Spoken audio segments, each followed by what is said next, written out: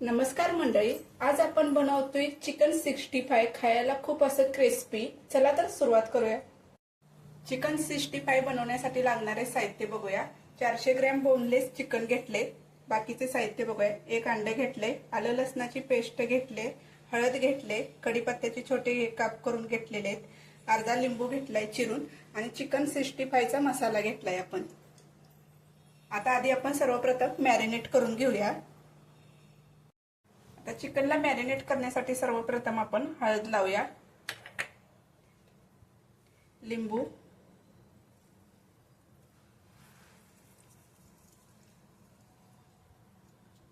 लिंबू पिळून मिक्स करून घ्यायचं आहे।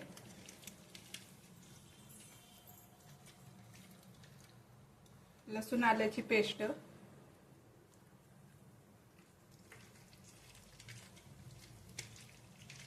कढीपत्ता बारीक घेतलेला चिरून,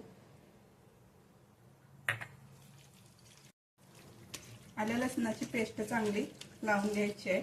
आता एक अंड घेतलेलं होतं ते फोडून घालूया।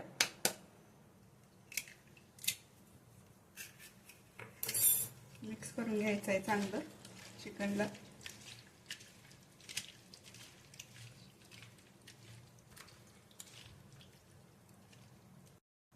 आता चिकन 65 मसाला आपण लावून घेऊया।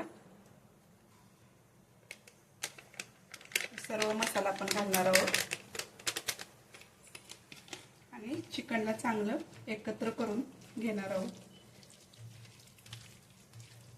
आता हा मसाला लावल्यानंतर बघा, हे चिकन आपण अर्धा तास मॅरिनेट करण्यासाठी ठेवणार आहोत, म्हणजे मसाला चांगला त्याला लागला जातो। आता ह्यात मीठ टाकलेलं नाही, आपण चिकन 65 मसाला टाकला त्यात मीठ होतं, त्यामुळे आपण ह्यात मीठ घातलेलं नाही। कढई गरम झाले, तेल आपण फ्राय करण्यासाठी टाकूया। आता तर तेल गरम झाले, चिकन आपण फ्राय करायला घेऊया।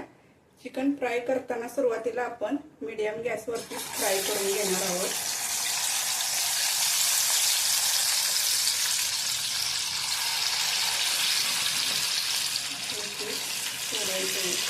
फ्राय करून घेणार।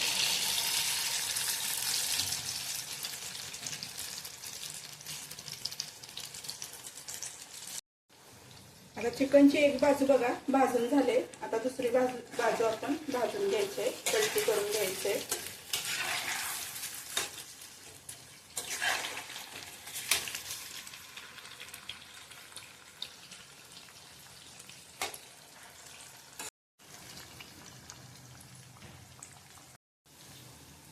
चिकन बघा दोन्ही साईडने आता फ्राय करून घेतले। आता चिकनला चांगला कुरकुरीतपणा येण्यासाठी फास्ट गॅसवरती 5 मिनिटं आपण परत परतून घेणार आहोत, म्हणजे चांगलं असं क्रिस्पी होतं चिकन।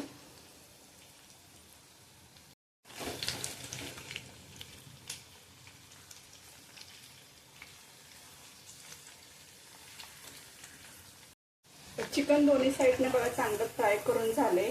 आता आपण एका डिश मध्ये काढून घेऊया। ह्यामध्ये मी एक पेपर टॉवेल घेतला आहे, त्याच्यामुळे चिकन मध्ये जे जादाचं तेल आहे ते चांगलं शोषून घेतलं जातं। अशा पद्धतीनेच आपण राहिलेले चिकन पण फ्राय करून घेणार आहोत।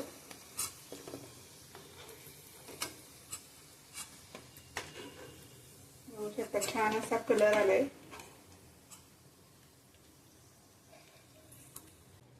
आता राहिलेलं चिकन पण मगाच्या सेम प्रोसेस मध्ये आपण करून घेणार आहोत फ्राय। गॅस मिडियम करायचा।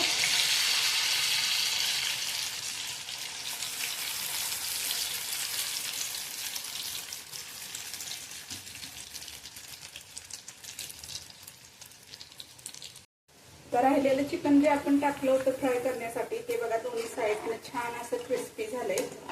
आता गॅस बंद करायचा आणि एका डिश मध्ये हे पण आपण काढून घेणार आहोत।